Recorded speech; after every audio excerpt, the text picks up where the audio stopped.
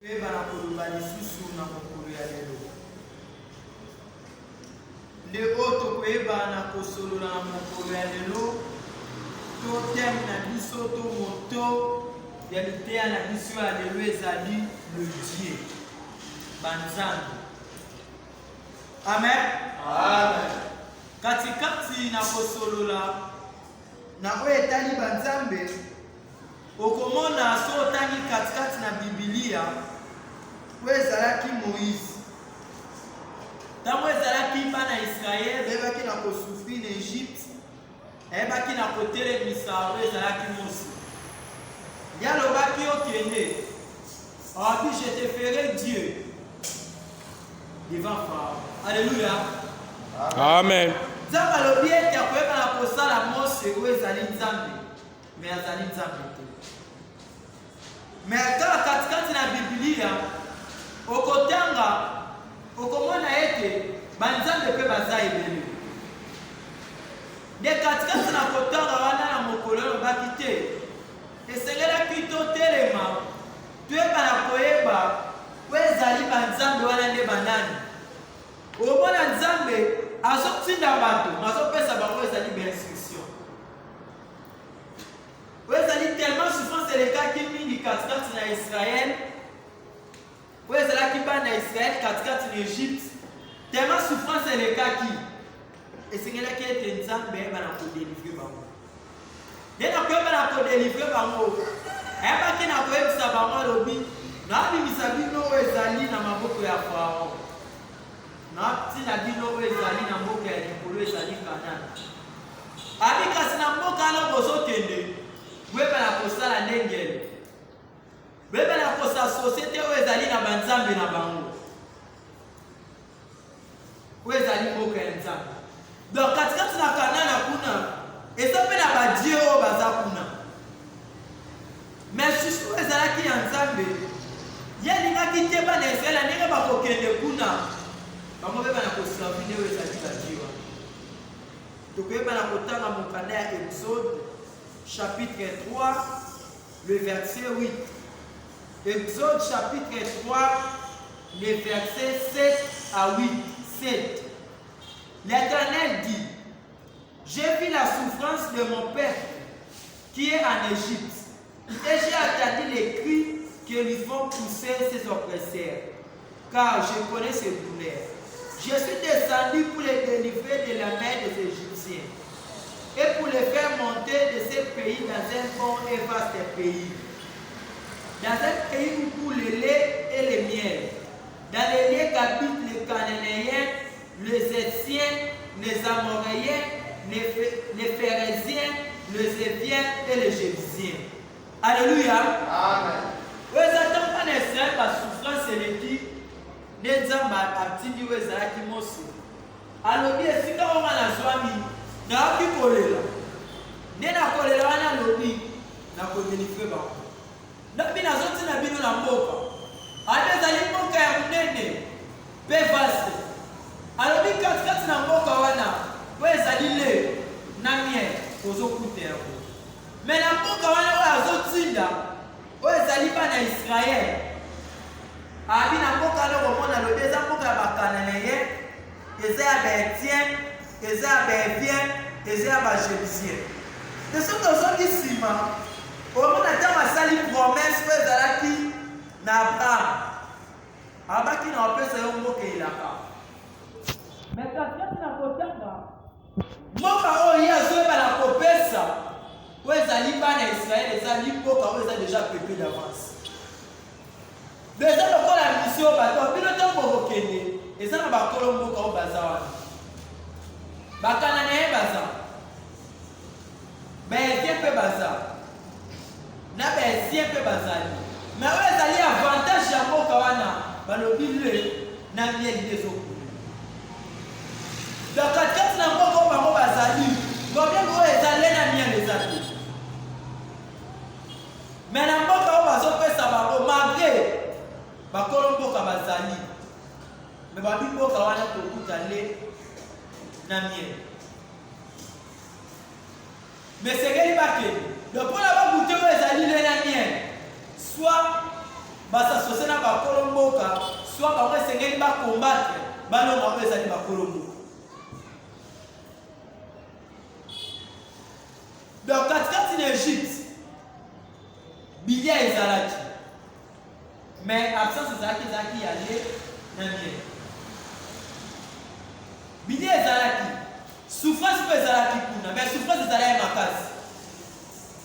Nde makolela ane elekaki alobi te esengeli na ntinda oyo ezalaki mwasi yeba na kobimisa bakende kokota oyo ezali na Kanaan na ntina ete kuna bakoyeba na kobenefisie na oyo ezali na lait na miel. Mais katikati na mboka wana bakolo mboka baza totala mokanda ya Exode chapitre 34 le verset 10 à 13. Exode chapitre 34 le verset 10 à 13 10. L'Éternel répondit, voici, j'ai fait une alliance, je ferai la présence de tout ton peuple, des prodiges qui n'ont eu lieu dans aucun pays et chez aucune nation.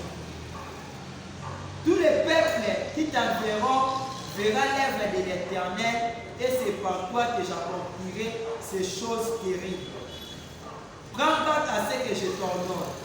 Aujourd'hui, voici, je chasserai devant toi les Amoréens, les Cananéens, les Héthiens, les Phéréziens, les Héviens et les Jébusiens.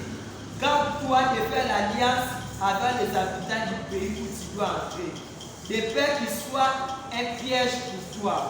Au contraire, vous renverserez leurs hôtels, vous briserez leurs statues et vous abattrez leurs idoles. Tu ne te prosterneras point devant un autre Dieu.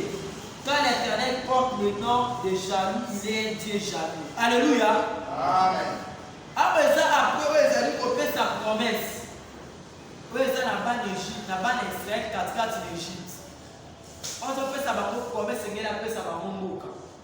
Ils allaient faire la Cananéen, ils allaient faire les Héthiens, ils allaient faire les Héviens. Dans le but 4 na mboka oyo nazopesa oui lena miel ezali malobi na mboka wana nakoyeba na kobengana oyo ezali bakolo mboka na ntina ete bino boyebane na kopeuple oyo ezali mboka oyo. Mais katikati na kopeuple alobi attention ntango bozokende boyeba na kosala alliance te na bakolo mboka abi ntango bokende bosala alliance te na bakolo mboka pamba te ekozala piège mpo na bino. alobi na kokende na bino kuna boyeba na koprosterne te devant banzambe mosusu. Donc katikati na mboka oyo bazokende oyo ezali mboka elaka do na mboka wana mpe babie mosusu bazali do bazalaki na Égypte oyo ezalaki moko faro azalaki Dieu. Donc soloko na bango ezali na maboko ya nzambe mosusu azotina bango ezali na mboka ya nzambe. Mais katikati na mboka wana oyo ezali babie mpe baza kuna babi katikati na kokende déjà averti ali bokeba alliance esalema te pamba te alliance oyo bokoluka bosala ekozala piège mpo na bino. ali mpe na kokota oyo bokokota boyeba na kogumbamela oyo ezali nzambe mosusu te pamba te nga naza Dieu jaloux. Nde mboka oyo bazotina oyo ezali bana ya Israele. Mais na mboka wana ayabi na koloba nakoyeba na kobengana oyo ezali bakolo mboka Bacananéen, Héthien, Hévien, Jébusien. Akoyeba na kobengana bango. Mais moko bazokende makeba nzambe mosusu baza makazo kwa interdit bango basala alliance mpo na eza risque oyo bakokutana na piège. Mais kuna le na miel nde ezokulu.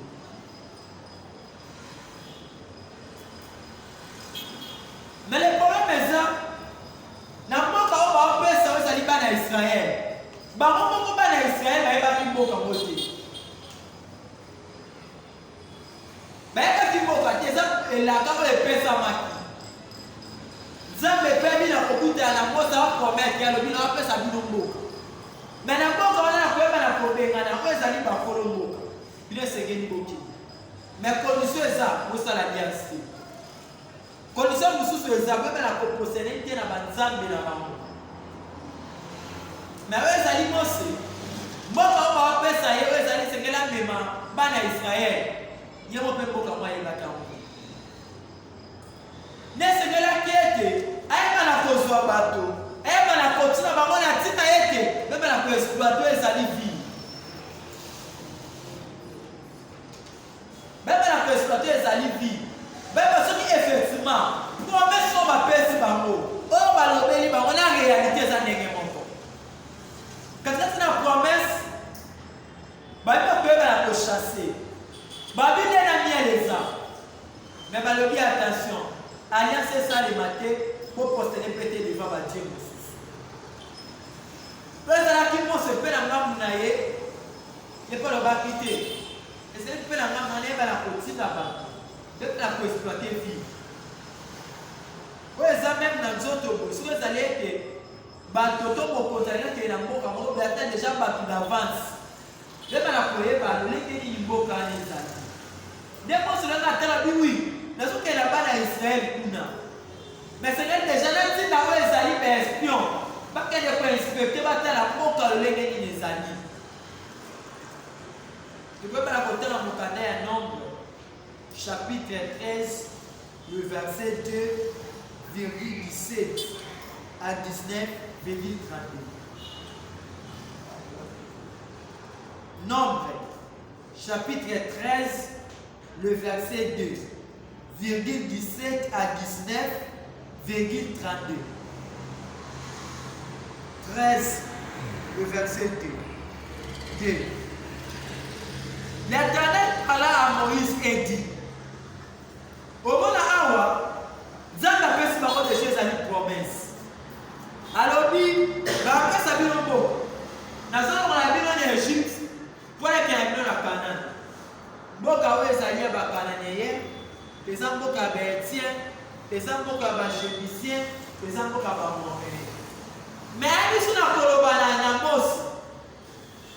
L'Éternel parla à Moïse et dit, envoie des hommes pour explorer le pays de Canaan. Alléluia. Amen. Comment ils ont fait ça pour trouver ça limboka? Aux hommes de Barabité, beaucoup n'a pas fait ça bino, n'a pas la comémana. Où est-ce qu'il va colombo? Abimo quand on a l'air bien de ça. Même on sur le bité, alors il pense. Il n'y a pas la cause en bateau. Il n'y a pas la continue. Il n'y a pas la explorer. Pourquoi on a fait ça bino? C'est trop le bête de l'information, personne ne vous a exalté. Comment va il y a un peu soldat? Maintenant, il y a un peu de temps qu'on a la zone personne. Soit pas que de reverfier la couane. Ce que ça le lègue dans la lobby. L'Éternel parla à Moïse et dit, envoie des hommes pour explorer le pays de Canaan, que je donne aux enfants d'Israël. Tu enverras un homme de chacune des tribus. De leur père, tous seront des principaux d'entre eux. Où est-ce que tu es la mosse? Ah, bien, où est-ce que tu es là-bas? Où est-ce que tu es là-bas?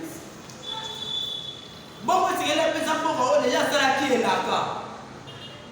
On appelle ça bien les sanitaires.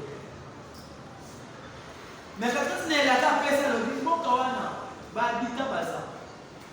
Oui, Cananéen bazar, Moyen bazar, Bétien bazar, Bévien bazar, Bajébicien bazar. Abi quand tu es dans le Kawana, les derniers, ils ont couru. Et puis après ça, on va être seul, on a tant pour attention. Où est-ce qu'il y a alliance? N'a pas peuple pour route, pour ça. Où est-ce qu'il y a un zambé na bango, pour fou kabela. Mais le nombre, si on peut ça, où est-ce qu'il y a un salobi, avant qu'il y ait un Kawana, Tindaba.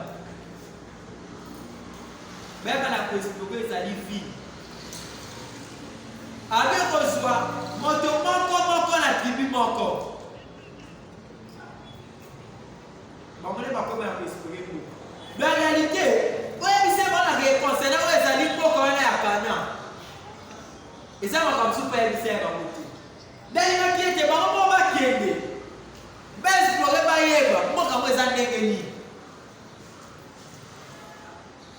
Avant Bakou. 17 à 19. 17. Moïse les envoya pour explorer les pays de Canaan. Il leur dit, montez ici par les midi, et vous monterez sur la montagne.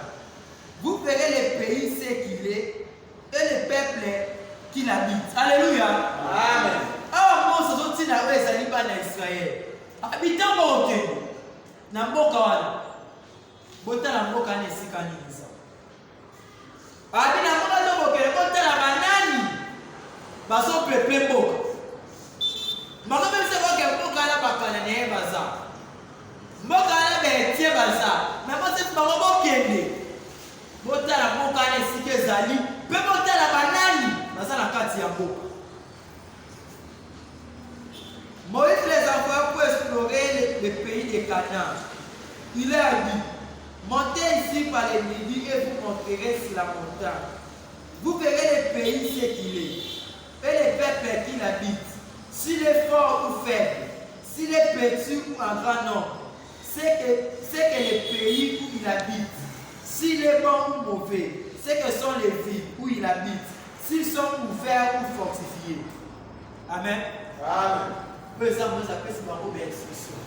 Habitant Boké, dans Bokawana, Botal, Batni, Bazan, Bokawana. Habitant tout dans Bokawana à Kana. Même la Botal, Bokawana, les gens vous donnent, tous les gens vous tuent. Botal a eu peuple en Bokawana. Bazan Makasi, tout Bazan faible. Habitant Botal a casse dans Bokawana. Ce qui est ma porte dans l'eau, les gens fortifiés aujourd'hui. 32. Et il décrit devant les enfants d'Israël les pays qu'il avait explorés. Il dit, les pays que nous avons parcourus pour explorer étaient pays qui dévorent ses habitants. Tous ceux que nous avons vus sont des hommes d'une haute taille. Et nous avons vu les géants. Amen. Amen. Après Nzambe, vous allez faire une promesse. Vous allez se mettre dans le Manakana, vous allez faire plutôt l'Égypte, vous allez faire Nakana. Dès que vous êtes dans le Mokawana, vous allez faire un peu de sa Bible, vous allez faire lait na miel, les autres. Mais quand vous êtes dans le Mokawana, vous allez faire attention, vous allez faire l'alliance. Na bakolongo abi peta mbilo bokokoma baba la kokuma mela ezali banzambe la bangote ndetama yesu se pa ya monsa lobi Moïse baba la kotinda ezali bato baba la explorer mboka onga nazo pesa bi ndeka tatu na Mose abi la koebisa ezali bato azotina mobesi kwa lobi toboke na mboka beba na kotala mboka nso eza lolenge nini bato baza kuna baza makasi to baza faible mboka ngo eza ndenge nini nde balobi na 32 babi ntango bake koexplore mboka na kozonga ntango bazoloba mboka oyo touti eza mboka moko ezodevore oyo ezomela oyo ezali bato. Amen. Babi na mboka na ntango toke tokuti bato oyo ezali ya taille. Les hommes de grande taille, les géants. De bakousi na mboka ya kaka. Mais mboka oyo esengeli bake. Le bato bazoki ne peut pas s'imposer. Faut pas leur ba géant. Ba homme de grande taille. Mais ça tout bien mboka wana. Les hommes de la débat.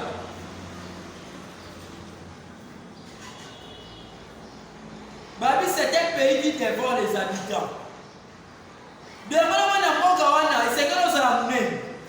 So oza mukie mboka epeli. Mais c'est un pays où pour le lait et le miel. Amen.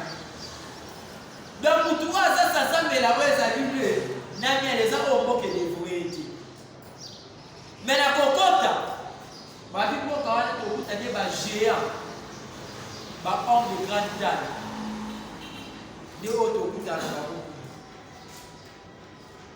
tokoyeba na kotanga mokanda ya Esaïe 55 8 à 9. Esaïe chapitre 55, le verset 8 à 9. 8. Car mes pensées ne sont pas vos pensées et vos voix ne sont pas mes voix, dit l'Éternel. Autant les cieux sont élevés au-dessus de la terre, autant mes voix sont élevées au-dessus de vos voix et mes pensées au-dessus de vos pensées. Alléluia. Amen. Alobi, lolenge lola, ebi na kokabwana oyo ezali na mabele. Eza lolenge oyo ezali makanisi na nga, ebi na kokabwana na makanisi na bino.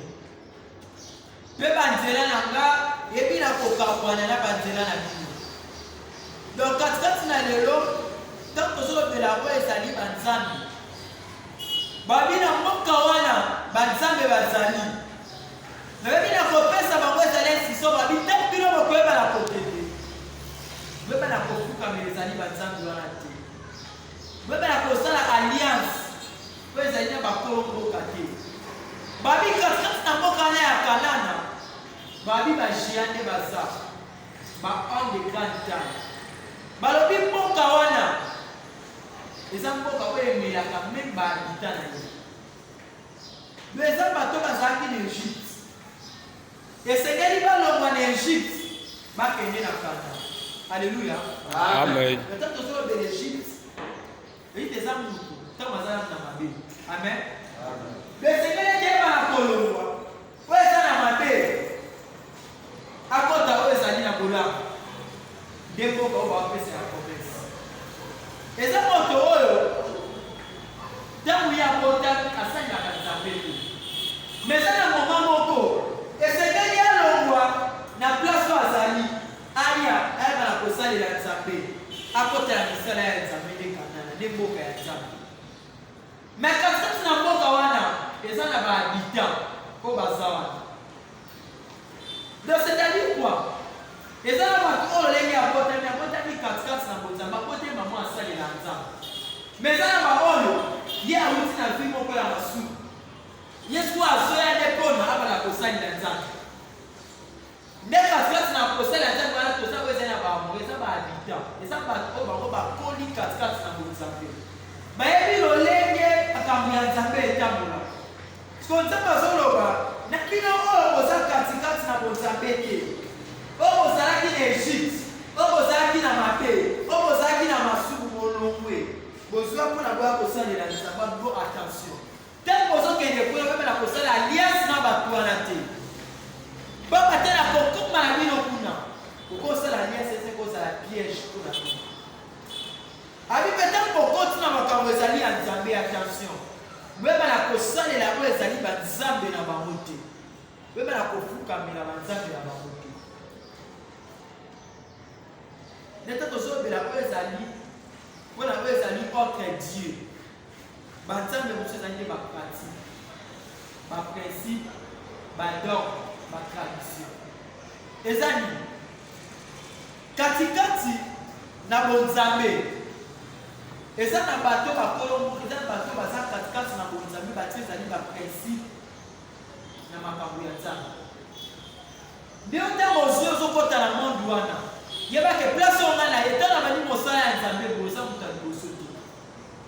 Eza na baoyo babanda liboso na yo. Me ntango yo okomi attention eza na bapratike oyo eza wana.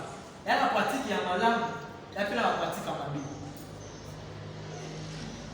Me bapratike oyo bazoloba bazokointerprete ezali oyo ya mabe. Bapratike wana kosalela yango. Me babi baotre die wana pour se prosterner devant moi. Une fois ok, au salaire de la pratique, voilà, nous pouvons m'amener les amis dans les ressources. Au bout de la pina pour Kayaka, n'a pas pour qu'il y a donc, on a quatre ans dans vos amis, on va partir dans vos amis. Ok, les quatre ans de l'église, mon solo, va habiter. Tant que son compte à l'église, la vie se fait ce qu'elle dit, oh, le la pas pour ta main, alléluia. Amen. Et en pratique.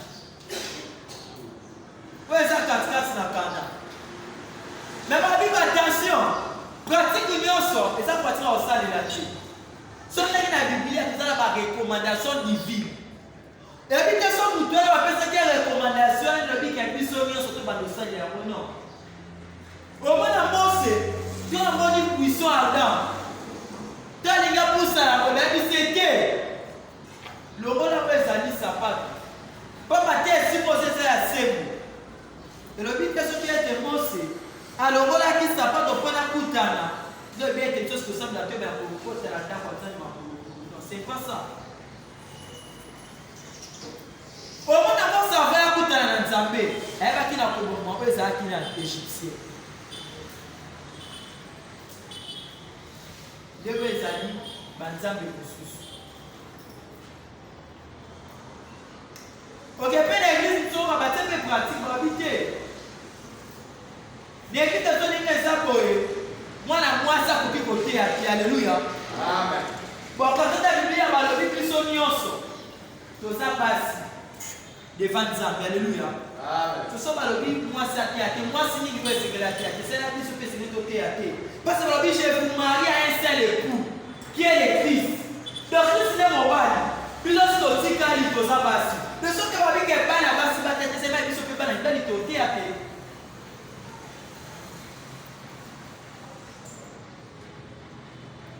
Leo ezali katikati na bapratique. Ok, peut-être la maman tous balobi na ndako ya Nzambe mwana mwasi aza na droit ya koloba te.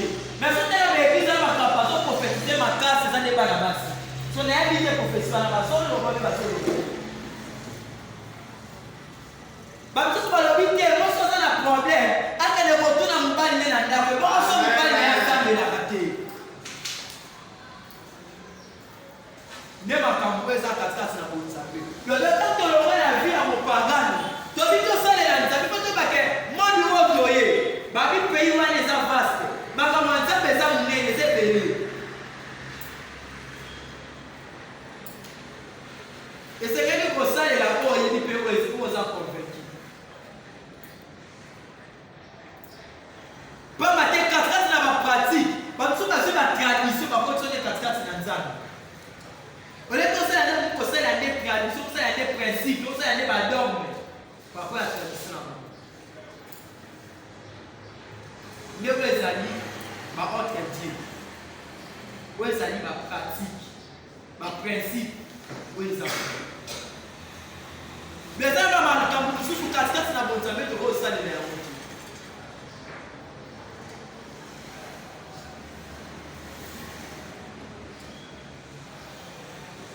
Bato ebele bazwi bapratique ebele ya mabe bakotisi. Omona soki na église nyonso biso soki tosimba ya bible mais soki osubasima na bango eza nini?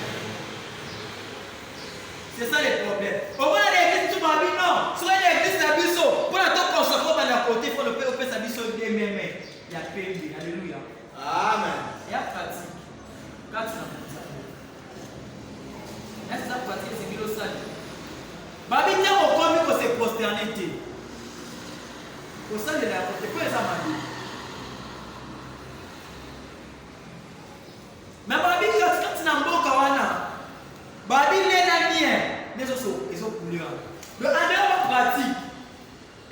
pratique oyo etoni mpe katikati na bonzambe bato ya mabe baza bato ya malamu mpe bazali.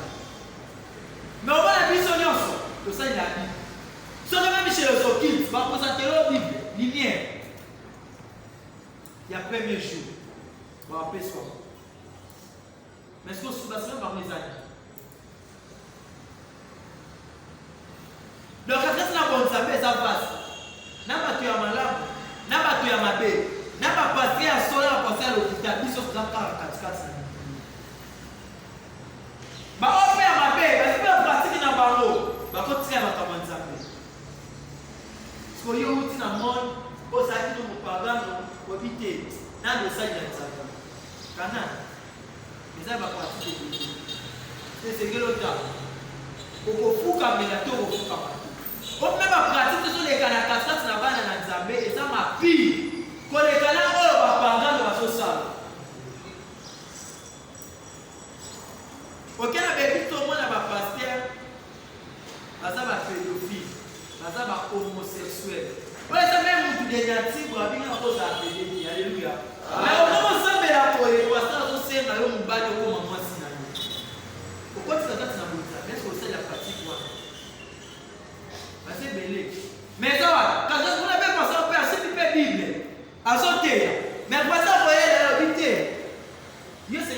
mwasi na mobali. Mais bino na bino boza mibali. Eza ba pratique ou eza 4-4 na boza. Mais avec la pratique wana attention to ça la route. Ndeko tozo kutana na bo na ba mabomba. Mais babi katikati na kanana lena nie ndezo kule. Le temps tozo papa ezali le premier eza SM. Donc quand na mosala ya Nzambe SM ezali. Bolamu pe ya Nzambe ezali. Donc oya sala mosala ya Nzambe na bosolo nyonso. Amona bolamu ya Nzambe na SM ya Nzambe.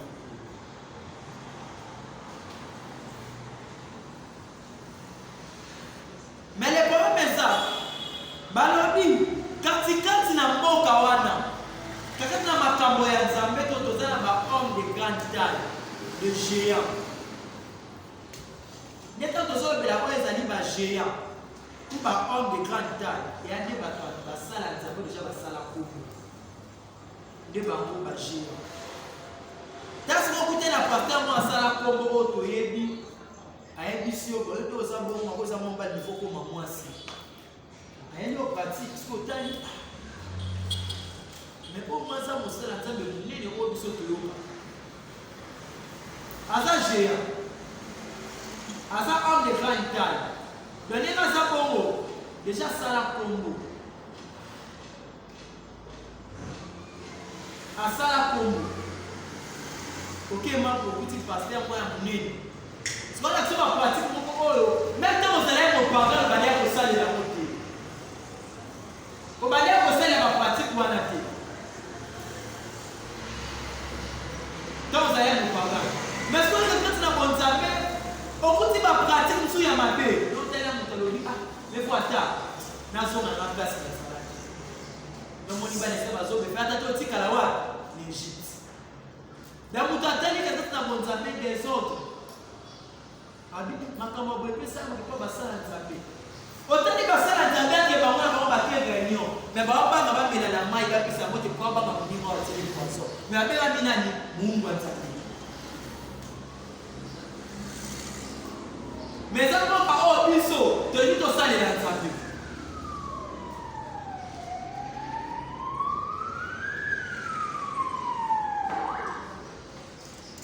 De votre papier, biso d'aller mon salaire Nzambe ça va géant.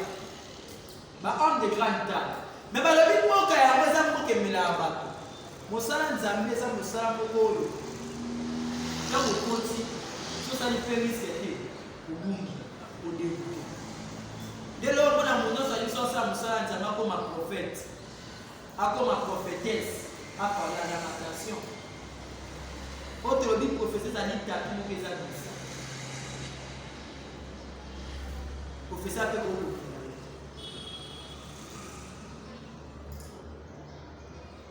Des problèmes, ils ont la boca.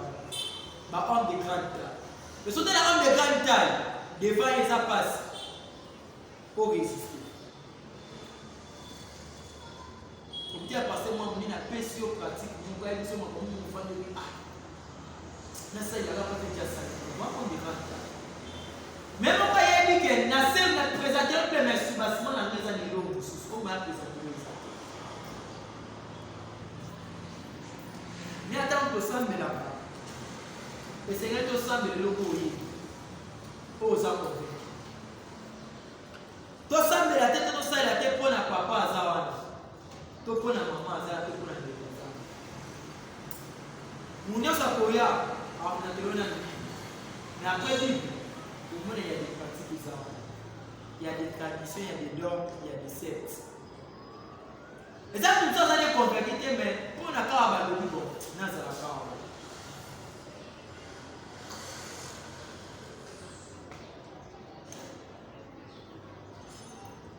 Mais les problèmes, c'est que nous avons déjà de continuer à bouger un mot quand même. Même si on s'est présenté devant un homme à grande taille, tous les gens vont monter. 1 Samuel, le verset 16. 1 Samuel 7, le verset 16.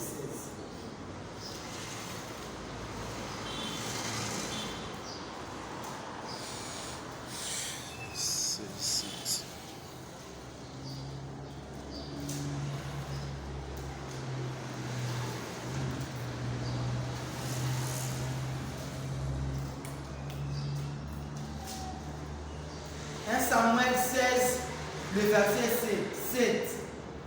Et l'Éternel dit à Samuel, ne prends point garde à son apparence et à la hauteur de sa taille, car je l'ai rejeté. Alors Ezali, Nzambe azokisa Samuel. Alors puis Samuel, kotala oyo ezali taille na ye te. Kotala mpe ezali monene na ye te, pamba te nga te na kubwaka sa. Ezali basali mosusu ya Nzambe oyo toyoka kala, oyo basala kombo, mais lelo Nzambe azala lisu na bango te. Ndenge moni Nzambe azozala sema bia tokutela motu wana kobanga ye te. Nga Nzambe epane naza lisu te. Maka asala kombo, maka oyo azali, mais nga kuna naza te. Neza basala Nzambe ebele. Kala bazala malama totambola bosembo na Nzambe. Mais ntango babebisi Nzambe atiki bamasala to atapia bango te. Amen. Nete mai muka za konsobi oui. Demande na Nzambe osesunga te akia loki bisibasi. Ne baso Christ bakotisi katikati na moto. Le temps que c'est vrai, il va porter le but, non pas ça poster bien à ça la comme. Il va sauter. Côté l'apparence des détails.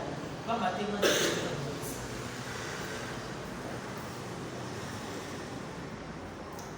Déplacer au problème de ça. Le temps que tu es là, pasteur, moi, ça la comme. Il faut se la couvrir que mon toit n'a. En ça, n'a pas. Pas mater par le but. N'a pas où il y a. N'a pas dernier jour. Oui, ça dit pas faux prophète. Parce que c'est présenté comme Christ. Mais pas ça Christ. Bah ça doit même la vérité, mais pas la vérité.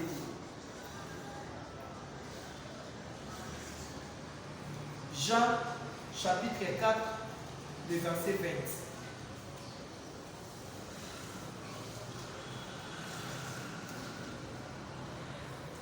Jean chapitre 4,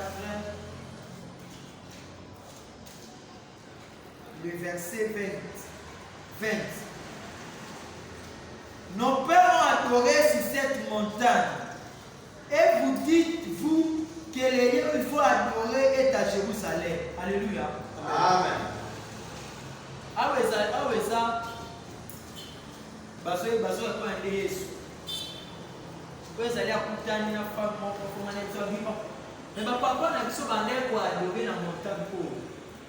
Mais je vais vous aviser que place au fond ça jamais allé dans Jérusalem. Le exemple tout. Pourquoi vous t'as tout boy? Et puis ce qu'on pratique ko. C'est un sabbat. Tu vas sauter. On pratique dans ça là. Papa na biso abande ko ça là. Déplace le problème. Autour de tout sous sauter.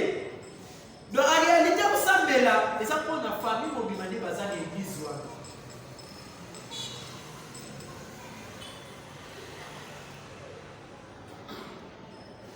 Les moutons là, les fois, ça, nos pères vont adouer sur cette montagne. Vous savez pas que les gens sont au monde, à ma maison, les dynasties. Sauf que le bâti, parfois la vie soit plus forte qu'un aïe, à moi, la main, à ce sabot. Alors, ça fait la télé, l'église là pour la convertir. Alors ça n'est pas que papa na maman kufaka na ko ezali pionnier ya religion wana.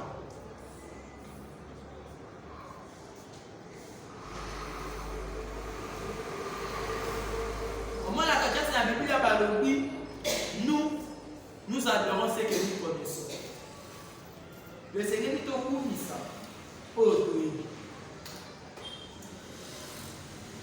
So katikati na kanana nina bana ya koloba eza na ba pratique po esala makakuna po eza même na bato ya mokili boye na po esala mokili. Lévitique chapitre 18 le verset 1 à 3,22.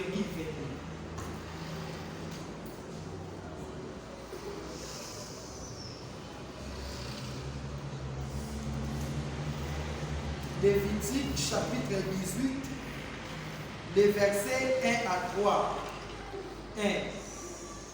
L'Éternel parla à Moïse et dit: parle aux enfants d'Israël, tu leur diras: je suis l'Éternel, votre Dieu. Ah, les enfants d'Israël, ma basa kaksasi na mboka wana. Ouais, ça ya kane, ça mutandi oui, nana ko sala la Nzambe. Nana ndika ba ndo sala musala ya Nzambe, on na chaque fois Nzambe azobe na matoi. L'Éternel parla à Moïse et dit, parle aux enfants d'Israël, tu leur diras, je suis l'Éternel votre Dieu. Vous ne ferez point ce qui s'est fait dans les pays d'Égypte où vous avez habité. Et vous ne ferez point ce qui s'est fait dans les pays de Canaan où je vous mets, vous ne suivez point leurs usages. Alors, Moïse. Alors, oui, moi, je suis Israël. Nande na Nzambe na bango. Le Nzambe bike na mboka oto bano sala mosala ya Nzambe. Na bato ya mabe. Na bandoki bango nyonso bazawa. Bamama bikuni na kalo bandoke ne bango nyonso bakoti kakati na église. Bango mwana bakomi bamama prophétesse. Nesi kwa Nzambe azoba lobi yebisa na bango ngana za Nzambe na bino. Abi mboka oyo bozokenda lobi bakwasa bande kosala na Égypte. Makambo banya kosala kosala na mwana Nzambe te kosala te abi mboka pe okoti mboka ozo benga mboka ya Nzambe ba pratique pe o eza wana yo kosala te. Vous ne ferez point ce qui s'est fait dans les pays d'Égypte où vous avez habité. Abi do to bokoti na mboka ya Kana to ni kosala kosala ya Nzambe ono so mu bana ya kosala.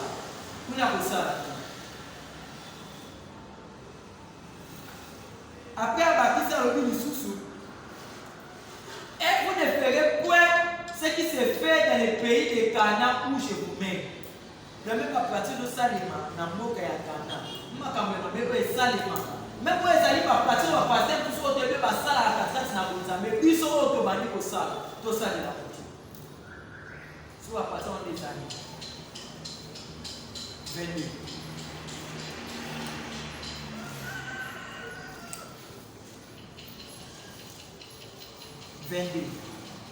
Tu ne coucheras point avec un homme comme on couche avec une femme. C'est une abomination. On a un seul Nzambe. De la mboka wana wezali mboka ya Nzambe. Azoka interdit par ma lobby. O mwana kosala kuna. N'Égypte kosala. Tant que vous avez la mort à Nzambe, ça n'a pas pratique belé. Sauf que tu as pratique, on a même la mort à Nzambe, et ça n'a pas de position, ça la bestialité. Bah, on couche ça, il n'a pas de.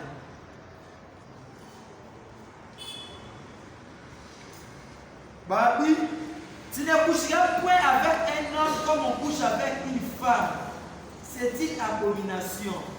Tu ne coucheras point avec une bête pour t'essuyer avec elle. C'est une confusion. Alléluia. Amen. Mais ça m'a pratique pour ouvrir parce que ça m'a battu la salle. Quand tu m'as pasteur Mouneni, beaucoup de mon seul entend de Mouneni, mais il couche avec les hommes comme on couche avec les femmes. Ok, pour la mission, soit qu'elle joue plus loin, il couche avec des bêtes. On a dit le succès, le coup. Il y a bien la pratique pour la mission que mon seul entend. Attends, j'ai à se présenter. Attends, c'est ça. Si on côté la pratique, on a ça, il faut mon boca. Et mêler. Amen. Et dévorer. C'est ça la pratique qui a marqué. Oh, moi, on va être en abomination. Moi, on va être en confusion. Pourtant, mon cadet a 1 Corinthiens, chapitre 9, les versets 1 à 5.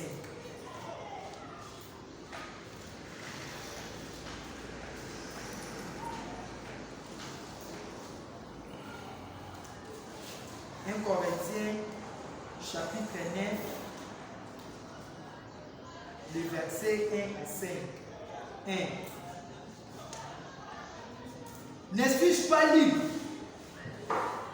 Ne suis-je pas apôtre? N'ai-je pas vu Jésus notre Seigneur? N'êtes-vous pas mon œuvre dans le Seigneur? Si peut-être que je ne suis pas apôtre, je le suis au moins pour vous, car vous êtes les sceaux de mon apostolat dans le Seigneur. C'est là ma défense contre ceux qui m'accusent. Au moment où ils ont un verset, le pasteur va faire la bêtise. Quand ça ne va pas, basa na ba verset ba pesa ka soka pesi o verset wana Wa convaincu. Olia. Yanza.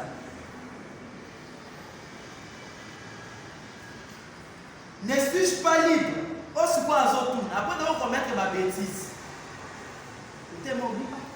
Mais parce que tu es toujours à Congo. Il n'est pas ça à ma cause. Il y a 6 000 Bibles. On a tagé le verset. Ah, tout le monde. Abinga na sa porte était. Nga na sa mosala nzambe te. Nga na dimension comme Seigneur et Sauveur te. Parce que tu as une biso. C'est ce que tu pasteur na bêtise.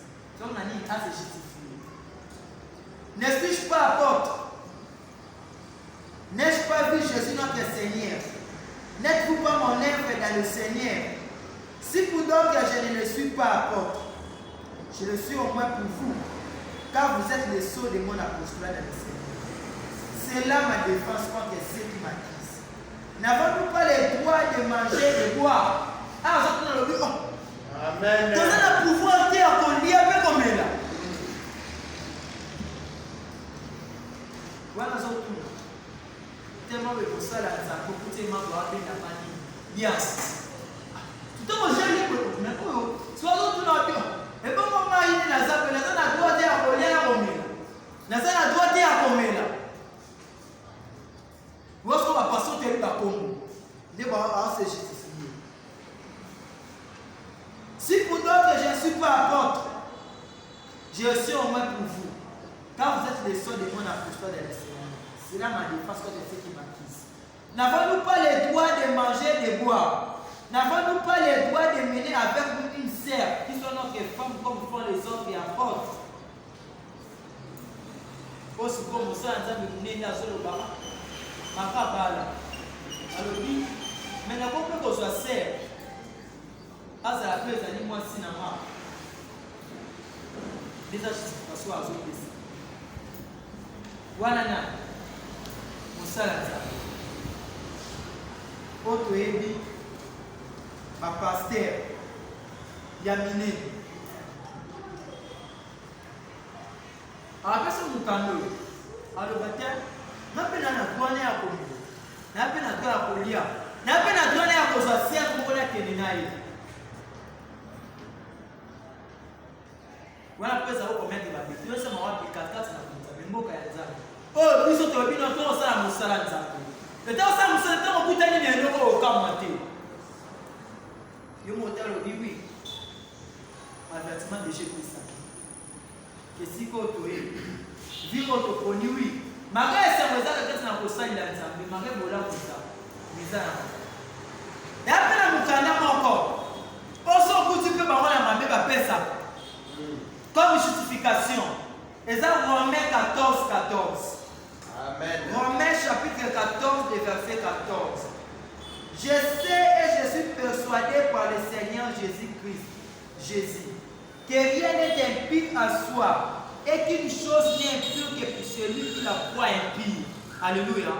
Par exemple, au Nzambe, tant que tu es dans ma belle sur la partie de ma belle, laisse moi faire sur le canal de Bible. Mais Bible est le bit. Rien n'est impur chez soi. Et là, on va te dire ma belle pas la main. Et là, nous sommes impurs, ça pour la moutoine dit que l'eau boana. C'est impur. De l'autre façon, comme à l'issue, pour la moutoine, le bit, c'est l'issue. Mais nous, pendant les issues, c'est ça, les issues, c'est ça, les investis à justification. Je sais, je suis persuadé par le Seigneur Jésus que rien n'est impur en soi. Abi, nandimi sami kaskati na polo. C'est ça, les lots montés ça, impur kaskati na. Et qu'une chose n'est impure que pour celui qui la croit impure. Et l'autre ça impure pour la moto, animi que l'autre voit les impurs. Mais ce n'est pas la même impurité, c'est impurité. Mais ça va me cancer, basali ya nzambe ya minene. Après avoir sauvé après, sauvé ça dégoûté. Après un homme il y a peu de foi, n'a pas le capé sauvé c'est pour se justifier, tu vas voir comment ils sont. Amen.